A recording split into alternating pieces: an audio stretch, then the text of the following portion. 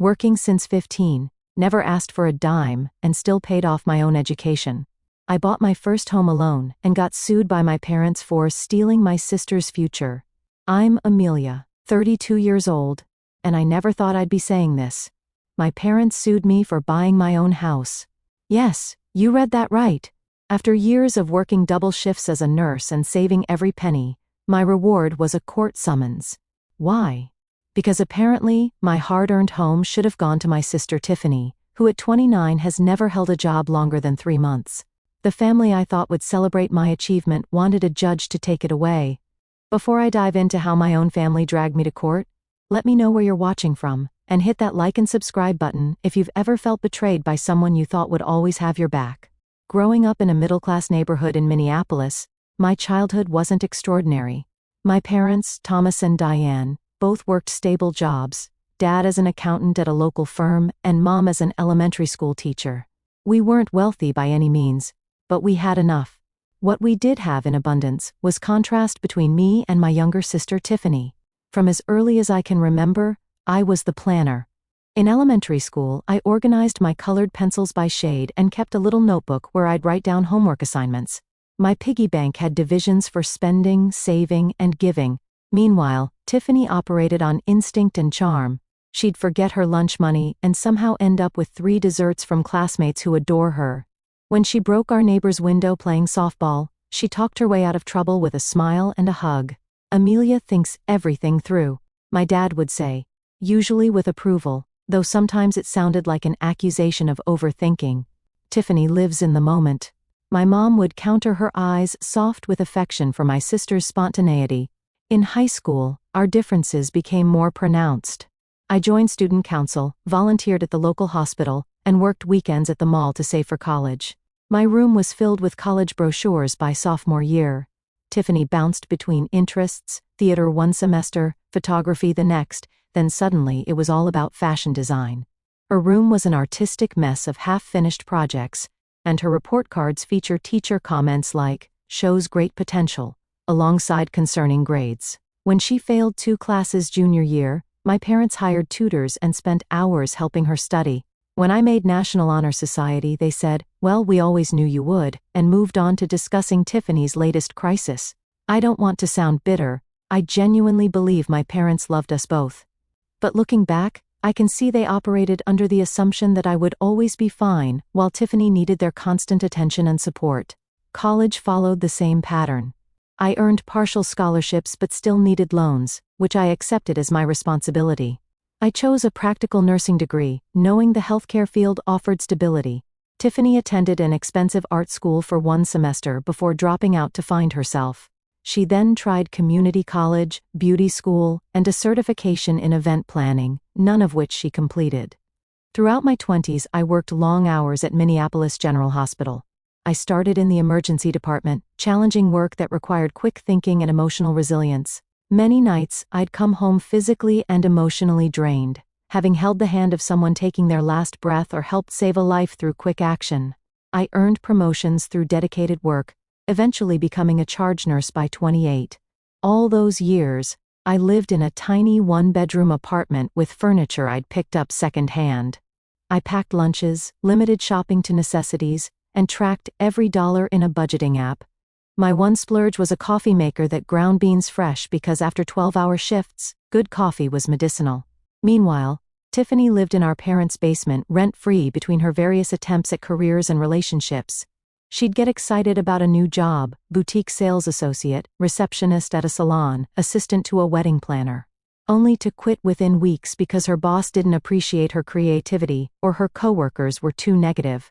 My parents would comfort her, assure her she was just too special for ordinary jobs, and cover her car insurance, phone bill, and spending money. When I finally paid off my student loans at 30, I allowed myself to dream about homeownership. I researched neighborhoods, property taxes, and homeowners insurance. I attended first-time homebuyer workshops at the community center.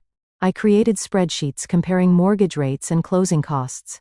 After nearly a year of searching, I founded a modest 3-bedroom craftsman with a small yard and a maple tree out front. Nothing extravagant, just a solid house in a safe neighborhood with good schools nearby, thinking ahead to a future family maybe. The previous owners had maintained it well, though the kitchen needed updating and the bathroom fixtures were from the early 2000s. But it had good bones, hardwood floors under the carpet, and large windows that let in morning light. When I got approved for the mortgage and signed the papers, I felt a sense of accomplishment unlike anything before. At 31, I had become a homeowner through my own efforts. No family money, no partner to split costs with, just me, my careful planning, and years of disciplined saving. There have been tensions with my family over the years, moments that stung but that I brushed aside in the name of family harmony. Like when my parents missed my nursing school graduation because Tiffany had an art installation opening the same weekend. You understand, right? You always handle everything so well. My mother had said over the phone. Or the countless family gatherings where Tiffany's temporary job at a hip cafe warranted excited discussion, while my promotion to charge nurse received a quick, "That's nice, dear."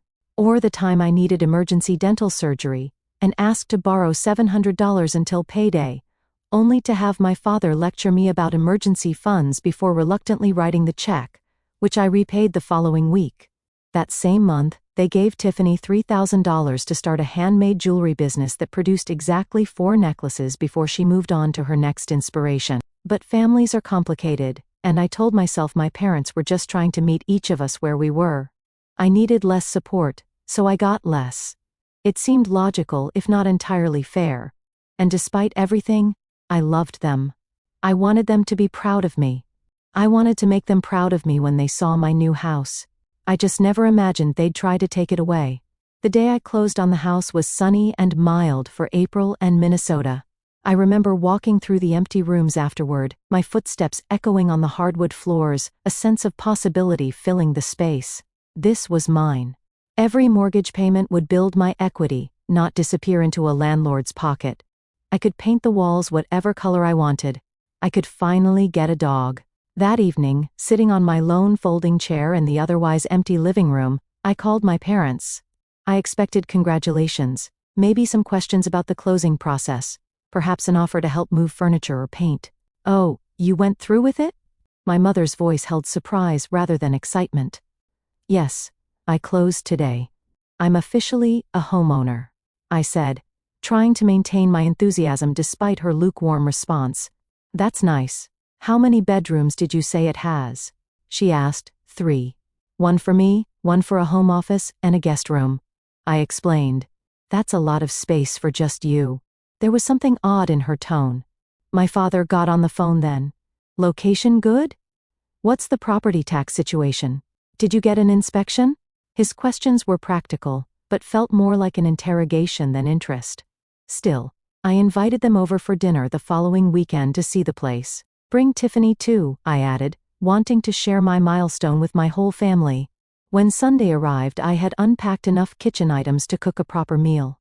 I borrowed a folding table and chairs from a coworker and bought a bottle of champagne to celebrate. I even hung a home sweet home sign in the entryway. Cheesy, maybe, but it felt right. My parents arrived precisely at 6, with Tiffany trailing behind them, looking bored. After perfunctory hugs, I gave them the tour, pointing out features I loved and renovations I planned for the future. "These cabinets are original hardwood, just need refinishing," I explained in the kitchen.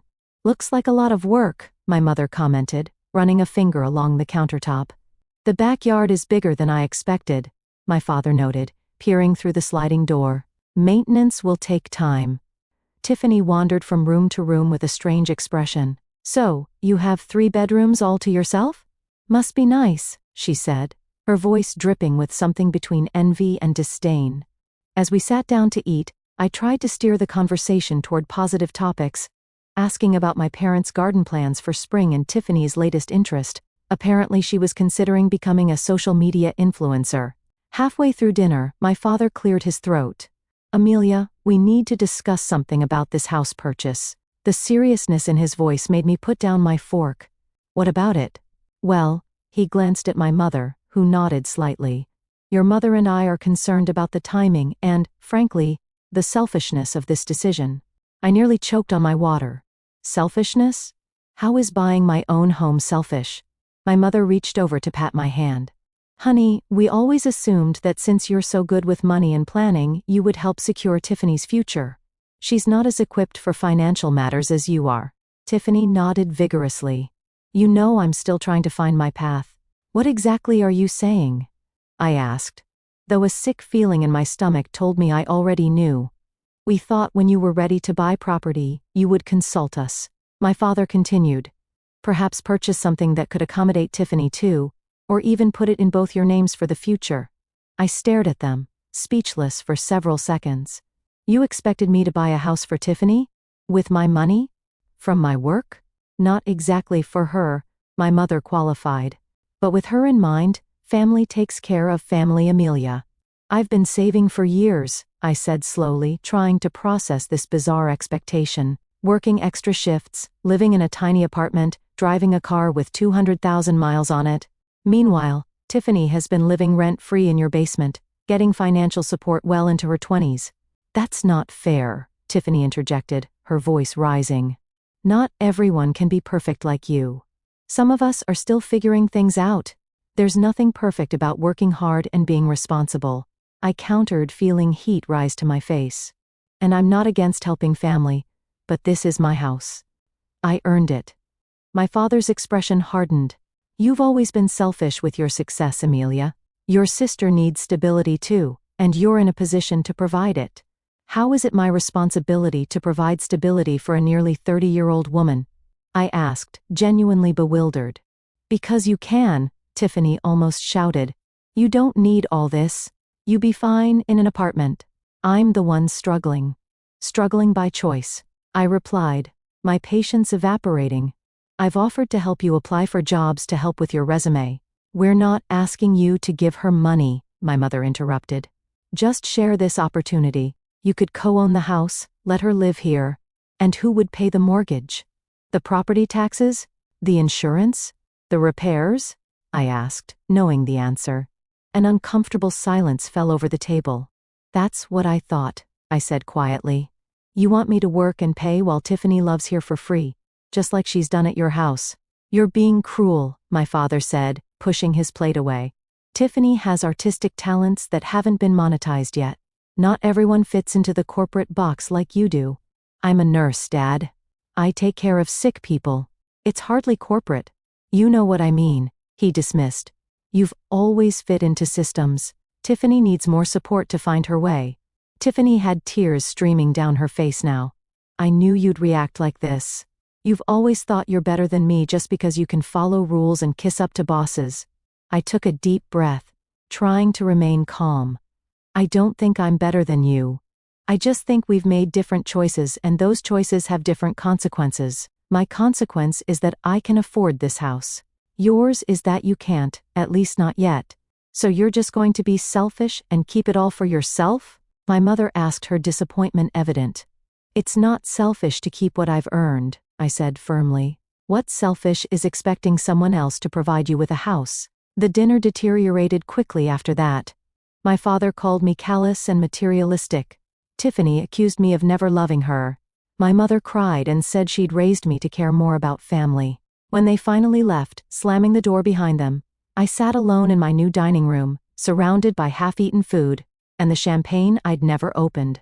The house that had felt so full of possibility that morning now felt hollow, tainted by their unexpected demands and accusations. I washed the dishes mechanically, tears silently streaming down my face, wondering how my achievement had turned into a family crisis. Had I really been selfish? Was I wrong to want the rewards of my own hard work? For the first time since moving in, I questioned whether this house would ever truly feel like home. The following weeks passed in uncomfortable silence. I sent a text to my parents the day after our disastrous dinner. I'm sorry things got heated. Can we talk about this calmly? Their response came hours later. We need time to process your choices. I tried calling twice after that, but the conversations were brief and cold, my mother answering with short responses while my father refused to come to the phone. Tiffany didn't respond to any of my messages. Her Instagram, however, featured cryptic posts about toxic family members and people who pretend to care but then show their true colors. She didn't name me, but the timing made it clear who she was referring to. Meanwhile, I threw myself into making the house my own. I sanded and refinished the kitchen cabinets, painted the living room a soft sage green, and planted flowers in the front yard. Physical labor helped distract me from the hurt and confusion. During breaks, I'd sit on my new porch swing, a housewarming gift to myself, and try to understand my family's perspective. Yes, I had more financial stability than Tiffany. Yes, families should support each other. But surely that didn't mean sacrificing everything I'd worked for? About 3 weeks after the dinner incident, my cousin Taylor called. "What's going on with you and your parents?" she asked without preamble. "And Diane was telling my mom that you've turned your back on Tiffany and refused to help family." My stomach clenched. "That's not what happened at all." "Did she tell you they expected me to buy a house for Tiffany?" "She said something about you having extra space you wouldn't share," Taylor replied, sounding confused, "and that you've always resented Tiffany for being the creative one." I explained the actual situation, and Taylor whistled low. "That's messed up. You know I love Aunt Diane, but that's not a reasonable expectation." After we hung up, I sat on my couch feeling sick. If they were spreading this narrative to extended family, what else were they saying? Who else now viewed me as the villain? Then came the letter. I almost missed it among the usual junk mail and bills, an official-looking envelope with a law firm's name in the return address. Puzzled, I opened it and pulled out a formal notice informing me that Thomas and Diane Walker were filing a civil complaint against me regarding the property at 1542 Oakwood Lane. My parents were suing me over my house. The notice cited a verbal family agreement that I would provide housing for my sister Tiffany Walker. It further claimed that my parents had provided financial assistance throughout my adult life, with the understanding that these funds would eventually go toward a family home that would benefit both their daughters. I had to read it 3 times before the reality sank in. This wasn't just a family disagreement anymore.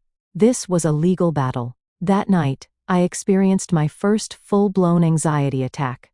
Sitting on my bathroom floor at 2 a.m., I couldn't catch my breath.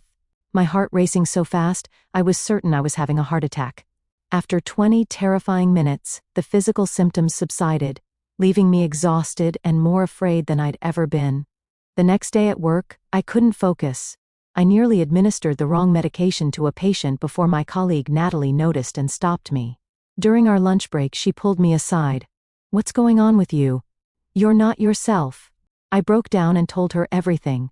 Natalie listened without interrupting, her expression shifting from surprise to outrage. "You need a lawyer," she said firmly. "My sister went through an ugly divorce last year. Her attorney, Lisa Bryce, was amazing. Compassionate but tough. I'll text you her number." That afternoon, I called in sick for the following day and scheduled a consultation with Lisa Bryce. Her office was in a converted Victorian house downtown, warm and professional without being intimidating. Lisa herself was a woman in her early 50s with sharp eyes and a no-nonsense manner that immediately put me at ease. I explained the situation, showing her the legal notice and text messages between my family and me. "Let me be straight with you," Lisa said after reviewing everything. "This case is legally baseless. Verbal agreements about property typically need some form of documentation to be enforceable, and gifts are presumed to be gifts unless explicitly stated otherwise at the time. However," she added, holding up a finger, "that doesn't mean you can ignore this. They've initiated legal proceedings, and you need to respond appropriately." "So, what happens next?" I asked, feeling slightly relieved but still anxious. "They've filed a complaint. We'll file an answer denying their claims. There will likely be a discovery phase where both sides share evidence, then possibly mediation, and if that fails, a court hearing." She named her hourly rate, which made me wince despite having anticipated the cost. "It's a lot on top of a new mortgage," I admitted. Lisa nodded sympathetically. "Unfortunately, legal defense is rarely cheap. The good news is that if their claims are as unfounded as they appear, we may be able to ask the court to have them pay your legal fees." I left her office with a mixture of emotions: relief at having professional guidance, anger that my family had forced me into this position, and deep sadness that our relationship had deteriorated to this point. That night, I barely slept, replaying memories from childhood through adulthood, searching for signs I'd missed. Had my parents always viewed me as merely a future provider for Tiffany? Had any of their pride in my achievements been genuine, or was I just a potential financial resource all along? For the first time, I wondered if I truly knew my family at all. The lawsuit began to affect every aspect of my life. I lost 5 pounds in 2 weeks because my stomach was constantly in knots. Dark circles appeared under my eyes from lack of sleep. I started making small mistakes at work, nothing dangerous to patients, but enough that my colleagues noticed. My supervisor, Jordan, called me into his office after I missed a team meeting. "Amelia, you've always been one of our most reliable nurses. Whatever's going on, it's clearly affecting your work. Do you need to talk to someone?" I gave him a simplified version of the situation, and he immediately approved a week of emergency personal leave. "Patient care has to come first," he said kindly. "And you can't provide proper care when you're this distracted. Take the time you need to get this sorted." I spent that week meeting with Lisa, gathering financial records, and trying to prepare myself emotionally for what lay ahead. The discovery process revealed details that felt like fresh betrayals with each new document. Text messages between my parents and Tiffany obtained through the legal discovery process showed they had been planning this for months. In one exchange from February, my mother wrote, "Amelia mentioned she's house hunting. We need to discuss Tiffany's future before she makes any decisions." My father responded, "Agreed. Amelia has always understood her responsibility to family. We just need to remind her." Responsibility. The word burned in my mind. Not love, not connection, responsibility. Even more revealing was a text from Tiffany to my parents after I announced finding the house. "Did you tell her about me living there yet? She needs to understand that's the expectation." Expectation. As if my decade of hard work and saving had all been for someone else's benefit, my financial records clearly showed that any money my parents had ever given me, birthday gifts, the occasional help with car repairs, the dental emergency loan had been explicitly given as gifts or, in the case of a loan, promptly repaid. There was zero evidence of any agreement that these funds were meant for a future family home. Most disturbing was what we discovered about Tiffany's current situation. Through various legal filings and background checks, Lisa uncovered that Tiffany had accumulated significant gambling debts over the past year. Apparently her latest passion had been online poker. She'd maxed out 3 credit cards and was facing potentially eviction from an apartment I hadn't even known she'd rented.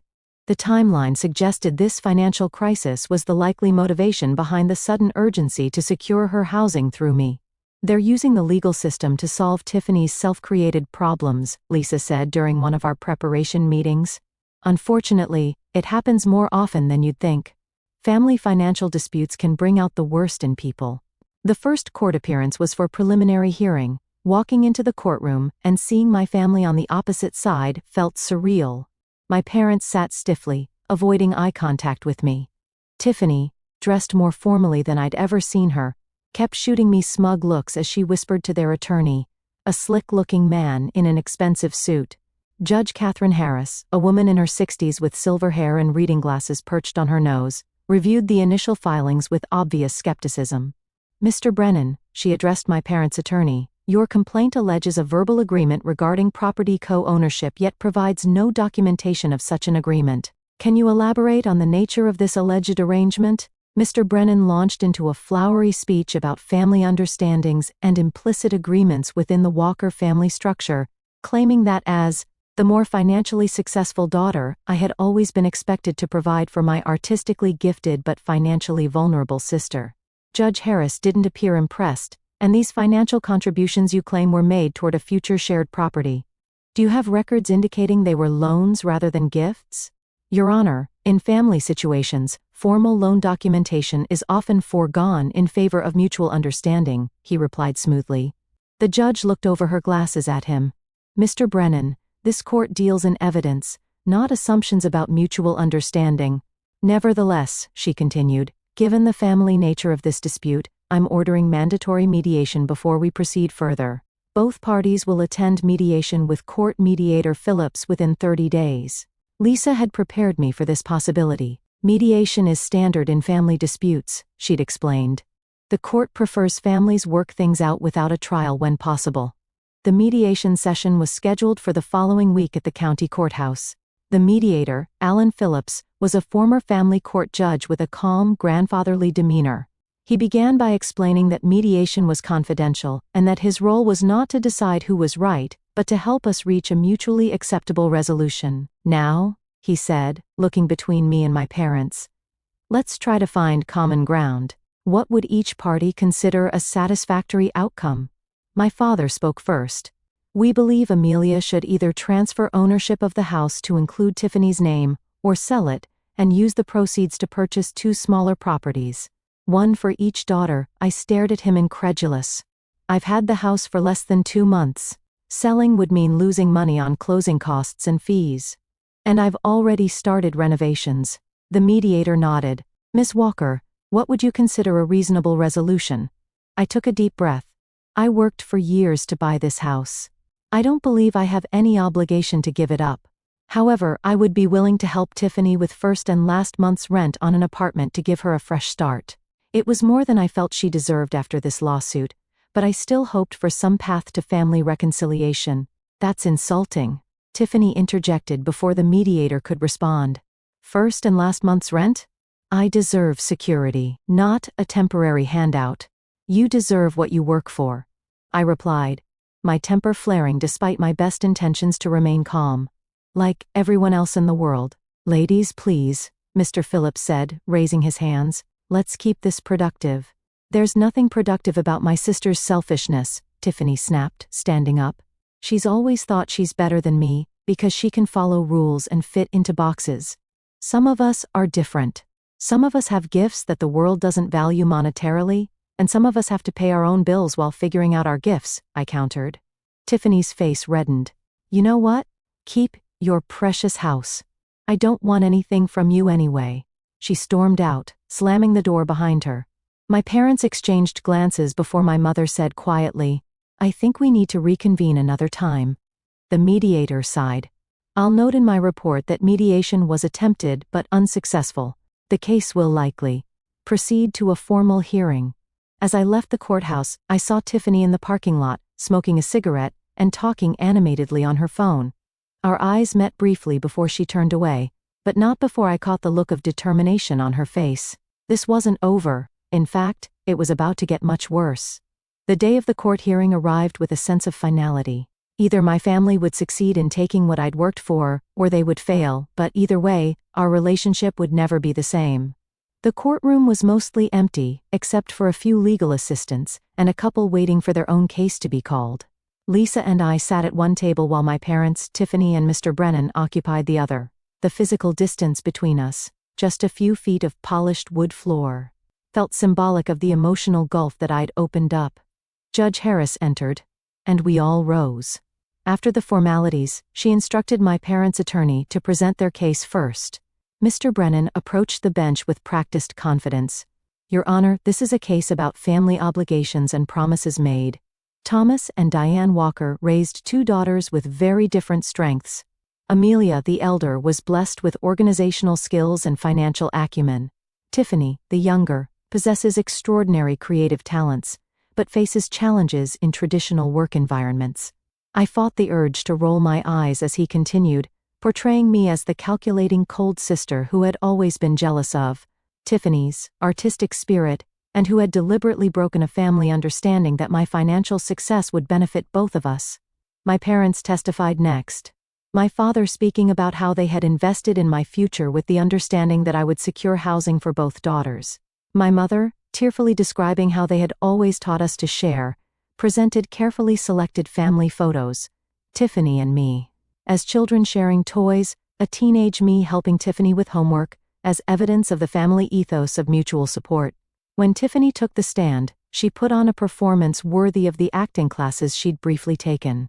With trembling voice and occasional dabs at her eyes with a tissue, she described conversations we'd allegedly had about living together someday. Amelia promised me when we were in high school that she would always take care of me, she claimed.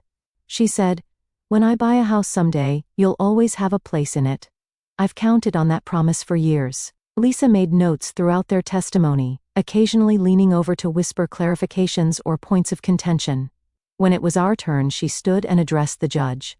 Your Honor, what we've heard today is a creative reinterpretation of family dynamics to justify an unreasonable claim on my client's property. The plaintiffs have presented no evidence of any agreement, verbal or otherwise, regarding Miss Walker's home. Instead, they've offered a narrative of family expectations that have no standing in contract law. She then called me to testify.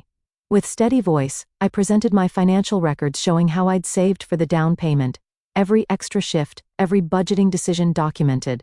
I explained that any financial help from my parents had been clearly given as gifts or loans that were promptly repaid. Lisa then presented evidence of times I had tried to help Tiffany professionally. Emails showing I'd sent her job listings, offered to review her resume, even connected her with a nurse administrator who needed office help. Far from abandoning her sister, Ms. Walker has repeatedly offered practical assistance, which Ms. Tiffany Walker has consistently declined. Lisa pointed out, the most damaging evidence came next. Lisa presented text messages obtained during discovery, messages Tiffany didn't know we had access to. In one, sent to a friend just days before the lawsuit was filed, Tiffany wrote, "Don't worry about the apartment situation. My parents are pressuring Amelia to let me live in her new house. She hasn't agreed yet, but they're convinced they can make her cave. There was never any agreement like they're claiming, but Amelia always gives in eventually." Mr. Brennan objected, claiming the text was taken out of context, but Judge Harris overruled him. Then came the financial bombshell. Lisa presented bank statements showing my parents had refinanced their home 3 months earlier, taking out $50,000 in equity, and that $30,000 about had been transferred to Tiffany in the weeks before the lawsuit. "Your Honor," Lisa said, "the plaintiffs have claimed throughout these proceedings that they're concerned about their younger daughter's housing security. Yet these financial records show they had the means to address that concern directly. Instead, they gave a mess. Tiffany Walker, a substantial sum that appears to have disappeared, and then initiated this lawsuit against her sister."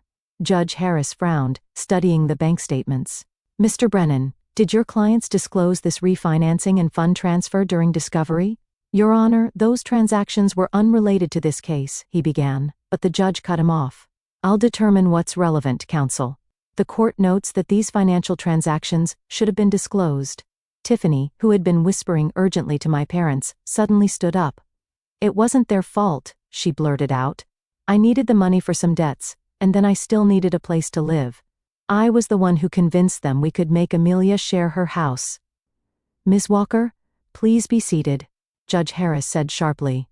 "If you wish to make a statement, you'll need to return to the witness stand and be sworn in again." Tiffany collapsed back into her chair, tears streaming down her face, real ones this time.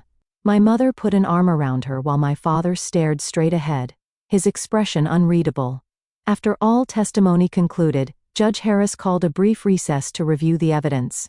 When she returned, her expression was stern.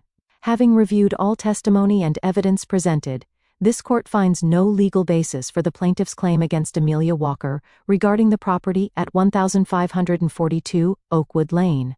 There is no credible evidence of any agreement, implicit or explicit, that Ms. Walker would provide housing for her sister, or that parental gifts were conditional on such an arrangement."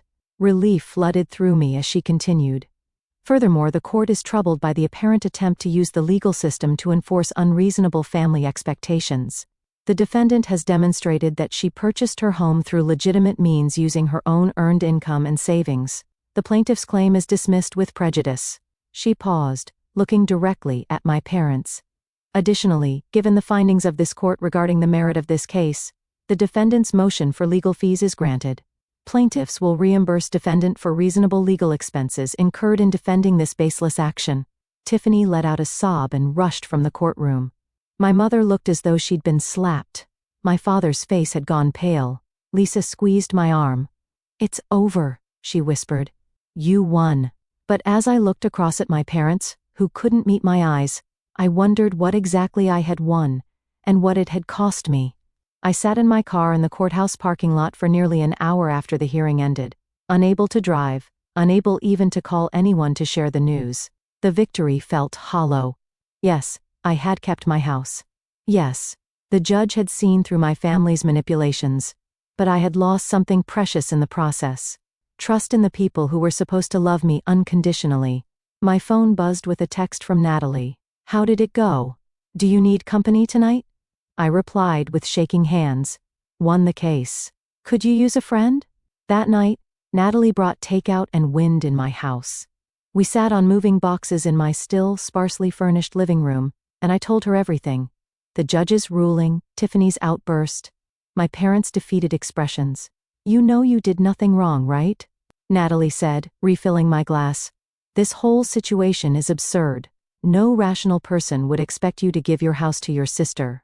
I know, I said, though part of me still wondered if there was something I could have done differently. It's just hard to accept that my family would rather sue me than be happy for me. Some families are toxic, she said bluntly. And sometimes the healthiest thing is distance. The next morning, I woke to an email from Lisa. The subject line read "Congratulations," and the message expressed her satisfaction with the outcome while outlining next steps for collecting legal fees. It was professional and upbeat, exactly what a lawyer should send to a victorious client, yet it only emphasized how sterile this wind felt. That night, as I finally unpacked books onto the built-in shelves in my living room, a feature that had made me fall in love with the house initially, I realized this was the first time since the lawsuit began that I was thinking about the house as a home again, rather than as the subject of a legal battle. 2 weeks after the court hearing, my doorbell rang on a Saturday afternoon. I opened it to find my father standing on the porch, looking older than I remembered. "Can I come in?" he asked, his voice lacking its usual confidence. I hesitated, then stepped back to let him enter. We sat in awkward silence in my newly furnished living room before he finally spoke. "The house looks nice. You've done good work here." "Thank you," I replied stiffly, waiting for whatever he had really come to say. He sighed heavily. "Amelia, I owe you an apology. What we did, taking you to court, it was wrong. I can see that now." "Can you?" I asked, unable to keep the skepticism from my voice. "Your mother and I got caught up in Tiffany's problems. She came to us in a panic about her debts, talking about loan sharks and threats, and we reacted out of fear. We gave her the money from the refinance, but it wasn't enough. When she found out you were buying a house," he trailed off, shaking his head. "She convinced us you how to responsibility to help, that it was the only solution." "And you believed that was reasonable?" I asked. "That I should give up my house for her gambling debts." He flinched. "We didn't know about the gambling then. She told us it was business investments gone wrong." He looked down at his hands. "But you're right. Even if that had been true, it wasn't your responsibility to fix. We were wrong to expect it, and even more wrong to try to force it through the courts." Part of me wanted to accept this apology, to begin rebuilding the relationship. Another part remained wary. "Where's Mom in all this? And Tiffany, your mother is still processing everything. She's struggling with her role in this mess. And Tiffany," he shook his head again. "After the hearing she admitted to the gambling. She's checked into a treatment program in Duluth, 30 days, then outpatient therapy." I nodded slowly, digesting this information. "I'm glad she's getting help. I want you to know," he added, "we're paying your legal fees directly. The check is already in the mail to your attorney. It's the least we can do." After he left, I felt conflicted. His apologies seemed sincere, but it didn't erase the betrayal. And his explanation, that they were manipulated by Tiffany, shifted blame, rather than accepting full responsibility for their actions. A week later, I received a text from my mother asking to meet for coffee. We met at a neutral location, a cafe halfway between my house and theirs. She looked tired, her usual perfect appearance slightly disheveled. "I'm sorry," she said immediately, before even sitting down. "We should never have taken you to court. It was a terrible mistake." As we talked, she explained her version of events, similar to my father's, but with more emotion. Tears flowed as she described how Tiffany had played on their fears, convincing them I had always been secretive and selfish with money. "She showed us texts from you that were edited," my mother admitted, "made it look like you had promised to help with housing, and then gone back on your word. I should have known better, should have talked to you directly." "Yes, you should have," I agreed, not ready to absolve her completely. "Can you ever forgive us?" she asked, reaching for my hand across the table. I didn't pull away, but I didn't squeeze back either. "I don't know, Mom. I want to. But this isn't something I can just get over. You tried to take my house, something I worked years for. You sided with Tiffany's lies without even asking for my side of the story. That's going to take time to heal, if it ever does." "I understand," she said quietly. "I just hope we can start rebuilding, even if it's low." As we parted, she asked if she could see the house again someday. "When you're ready," I told her maybe, and I meant it. but I also knew it would be a long time before I invited any family into my space again. The strangest part of the aftermath was how my life simultaneously contracted and expanded. I lost the comfortable assumption that my family would always be there for me, but I gained a deeper appreciation for the friends who stood by me throughout the ordeal. Natalie and I began having weekly dinner rotations at each other's homes. My colleague Jordan invited me to join his family for Sunday barbecues. I connected with neighbors who helped me install a garden in my backyard, and I adopted a rescue dog, a gentle golden retriever mixed I named Chance, who became my constant companion. I also started therapy, working through the complex emotions of the family betrayal with Dr. Mercer, who specialized in family trauma. "What you're experiencing is a form of grief," she explained in one session. "You're mourning the family relationship you thought you had, while coming to terms with the reality of what it actually was." With her guidance, I began to understand that my parents' behavior was my fault, that their inability to set boundaries with Tiffany and their willingness to sacrifice my interest for hers reflected their issues, not my worth. Work became a refuge again, rather than a stress point. 6 months after the court case, I applied for and received a promotion to nursing education coordinator, a role that allowed me to share my experience with new nurses and reduce the physical demands of floor nursing.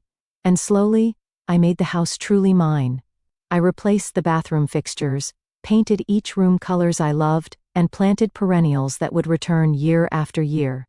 I built a life that didn't revolve around family approval or expectations, a life that reflected my values and choices. As for Tiffany, she remained a ghost in my life, present in memory and family history, but absent in reality. I heard through my mother that she had completed the treatment program and found a job as an administrative assistant at a community art center. She was living in a small apartment and attending Gamblers Anonymous meetings twice weekly. I was glad for her progress, but not ready for direct contact. My relationship with my parents entered a new phase, cautious, limited, but not completely severed. We spoke on the phone occasionally. I met them for lunch every few weeks, always in public places. They respected my boundaries, never asking to visit the house unless I offered, never bringing up Tiffany unless relevant to the conversation. The wounds were healing, but the scars would always remain, visible reminders of a painful lesson about family, boundaries, and the true meaning of home. 6 months after the court case, I hosted my first real house party.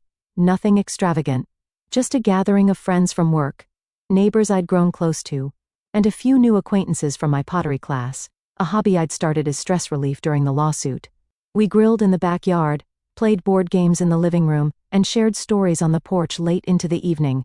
As I looked around at these people who had chosen to be in my life, who celebrated my successes without resentment, I realized I was building something more valuable than just a house. I was creating a home filled with genuine connections. When the 1-year anniversary of my home ownership arrived, I took a personal day from work and spent it reflecting. I sat in each room of the house, appreciating the transformations. Walls now painted in colors I loved, furniture arranged for comfort rather than show, photos of friends and travels displayed prominently. I'd replaced the kitchen countertops with butcher block, installed shelves for my growing cookbook collection, and converted the smallest bedroom into a cozy reading nook with a window seat overlooking the backyard. My therapy sessions with Dr. Mercer had helped me understand that the family dynamics I'd grown up with weren't healthy. "You're cast in the role of the responsible one," she explained, which might seem like a compliment, but it came with unfair expectations. Your achievements weren't celebrated because they were expected, while your sister's smallest efforts received praise because expectations for her were so low. This insight helped me see that my parents' behavior during the lawsuit wasn't a sudden betrayal, but the extreme manifestation of patterns that had existed throughout my childhood. They had always prioritized Tiffany's needs and wants, seeing her as requiring protection while viewing me as self-sufficient.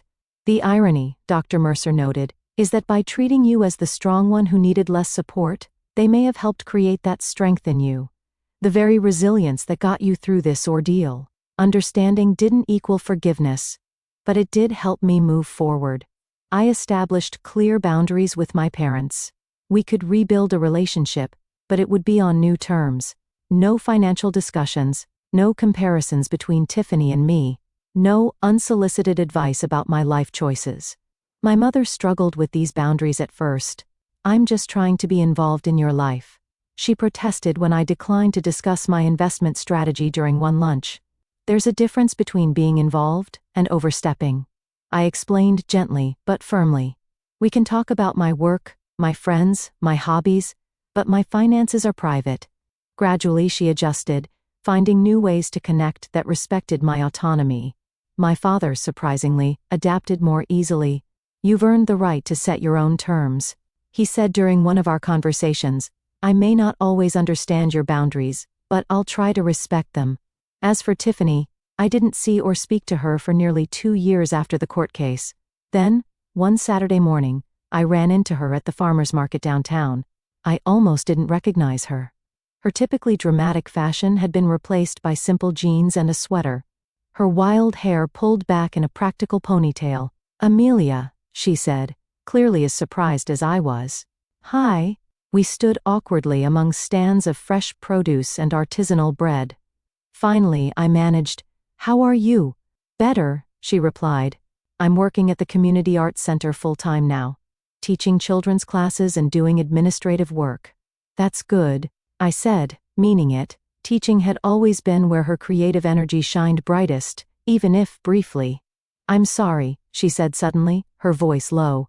"For everything with the house, the lawsuit. I was in a terrible place, but that's no excuse. What I did, what I convinced Mom and Dad to do, was wrong." It wasn't a perfect apology. There was still a hint of justification in her reference to being in a terrible place. But it was more accountability than I'd ever heard from her before. "Thank you for saying that," I replied, not quite ready to say, "I forgive you," but acknowledging her effort. "Your house," she said hesitantly. "Is it nice? Are you happy there?" "Yes," I answered simply. "It's exactly where I'm supposed to be." We parted with an awkward half-hug, and a promise to catch up sometime that we both knew might not happen. But the encounter left me feeling lighter, as if a chapter had finally closed. Over time, I developed a new understanding of family, one that encompassed chosen connections as well as blood relations. My friend Natalie and her husband invited me for all major holidays. My neighbor Mrs. Chen taught me to grow tomatoes and shared her family recipes. My colleague Jordan and his wife became my emergency contacts. These relationships weren't conditional on what I could provide or how I could serve others' needs. They were based on mutual respect, shared interests, and genuine care, the foundation of healthy connections that I hadn't fully experienced in my family of origin. I even started dating again after putting my personal life on hold during the lawsuit stress. Nothing serious at first, just coffee dates and museum visits, slowly opening myself to the possibility of sharing my life with someone. Eventually, I met Daniel, a high school history teacher with kind eyes and a quiet confidence that put me at ease. On our third date, when I cautiously shared the story of my family's lawsuit, he didn't respond with disbelief or awkward sympathy. "That must have been incredibly painful," he said instead. "Thank you for trusting me enough to share it." As our relationship developed, I appreciated how Daniel understood my need for independence and financial autonomy without taking it personally. "Your house is an achievement you should be proud of," he said the first time I invited him over. "I'm honored to be welcomed into it." 2.5 years after the lawsuit, I can honestly say I'm at peace with what happened. The experience, though painful, taught me invaluable lessons about boundaries, self-worth, and the true meaning of family. I learned that sometimes the hardest boundaries to set are with those we love most. That saying no doesn't make you selfish, it makes you honest about what you can give without resentment or harm to yourself. I discovered that my worth isn't measured by how much I sacrifice for others, but by how authentically I live according to my values. That true love, whether from family, friends, or partners, doesn't come with conditions or expectations of self-sacrifice. Most importantly, I found that home isn't just a physical structure of wood and stone. It's a space where you feel valued, respected, and free to be yourself. Sometimes that means creating distance from those who can't provide that safety, even if they share your blood. If my story resonates with you, know that you're not alone in facing family expectations that feel unfair or boundaries that get crossed. You have the right to create a life that brings you joy and peace, even if that means disappointing others who have their own agendas for your resources or achievements. Have you ever had to stand up to family expectations that seemed unreasonable, or found yourself always expected to be the responsible one while others got bailed out? Share your experience in the comments below. And if this story helped you feel less alone in your own family struggles, please hit that like button and subscribe for more stories about navigating complicated relationships and finding your own path. Thank you for listening to my journey from betrayal to building a true home, both the physical house I fought for and the emotional sanctuary I created within myself.